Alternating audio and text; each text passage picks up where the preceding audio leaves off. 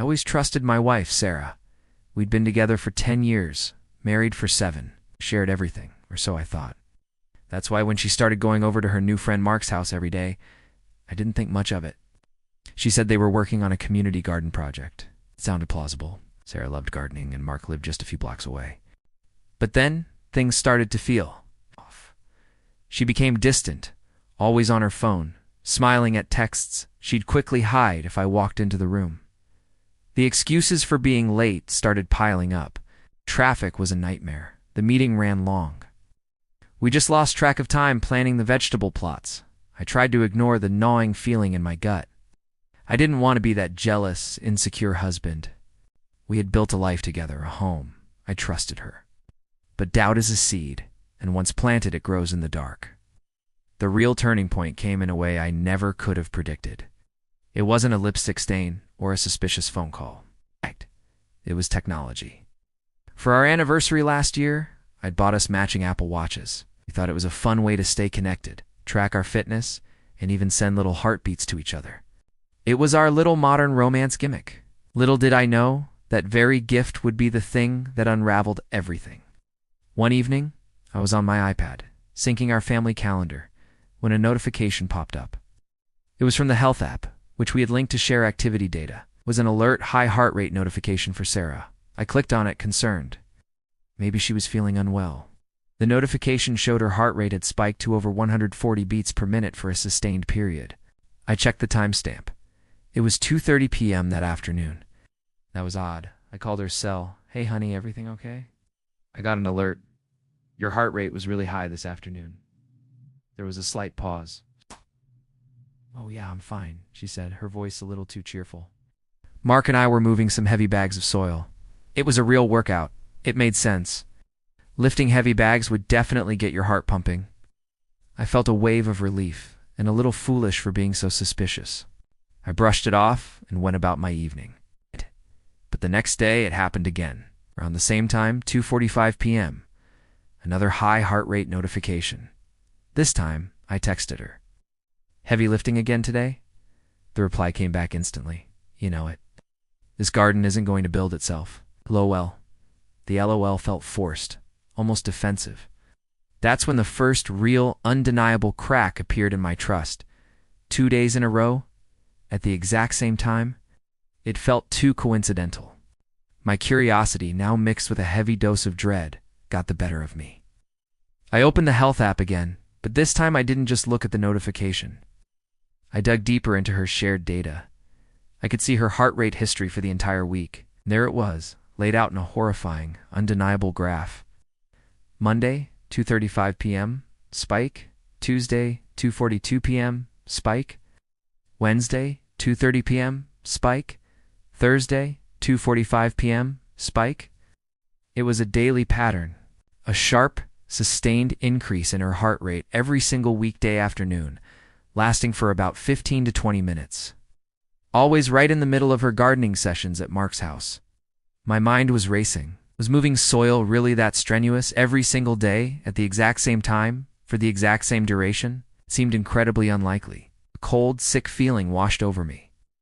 I started to think about what else could cause a person's heart rate to spike like that. Intense exercise.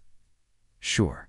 But what kind of exercise happens in a 15-minute burst, indoors, every day?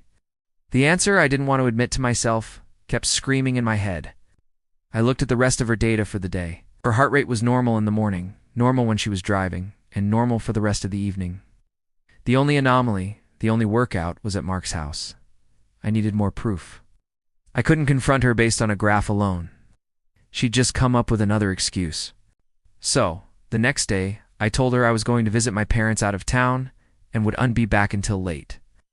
I packed a small bag to make it look convincing and left the house that morning as usual. But I didn't go to my parents' house. I parked my car down the street from Mark's house, in a spot where I could see his front door, but wouldn't be easily noticed. I waited. At 2:15 p.m., just as the data predicted, Sarah's car pulled up. She got out, looked around for a moment, and then quickly walked to the door, which opened before she even knocked. She slipped inside. My heart was pounding in my chest, a bitter echo of the spikes I'd seen on her watch. I sat there in my car, staring at the closed door, the minutes ticking by like hours. I opened the health app on my phone and watched her data in real time. 2:20 p.m. Her heart rate was normal, around 75. 2:25 p.m. Still normal. 2:30 p.m. It started to climb. 85, 95, 110. It shot up past 130 and then hovered there, a digital testament to her betrayal. It was happening right now. The graph on my phone screen was a flat line of my world collapsing. I felt numb watching the numbers that confirmed my greatest fear. There was no gardening. There were no bags of soil. There was only deceit. After about 20 minutes, her heart rate started to gradually decrease, returning to its resting state. A little while later, around 3:30 p.m., the front door opened. She came out, gave Mark a quick kiss on the porch, a kiss that was unto friendly goodbye, then got in her car and drove away. I just sat there, unable to move. The image of that kiss was burned into my mind. The watch hadn't lied. My gut hadn't lied. The only liar was the person I had promised to spend my life with. I drove home in a daze, the world feeling gray and muted. When she got home that evening, she was bubbly, full of stories about the progress on the garden and how tired she was. You wouldn't believe how much we got done today, she said, smiling. I just looked at her. I didn't yell. I didn't scream. I just felt empty. I calmly picked up my phone and opened the health app. I turned the screen towards her. You're right, I said, my voice quiet but steady. I wouldn't believe it. But your watch tells a different story. You seem to have a very consistent workout every day at Mark's house, around 2:30 p.m. Tell me, Sarah, what kind of gardening gets your heart rate to 144, 20 minutes straight? The color drained from her face. She stared at the phone, then at me, her mouth opening and closing with no sound coming out. The cheerful mask she wore every day had finally shattered. There were no more excuses, no more lies about traffic or bags of soil. The data was irrefutable. It was a digital fingerprint of her infidelity. In that moment, the Apple Watch ID given her as a symbol of our connection became the symbol of our end. It had recorded every beat of her cheating heart. The silence in the room was deafening, broken only by the quiet hum of the refrigerator and the sound of our marriage dying. That night, she packed a bag and went back to Mark's house. This time, I knew she wasn't coming back.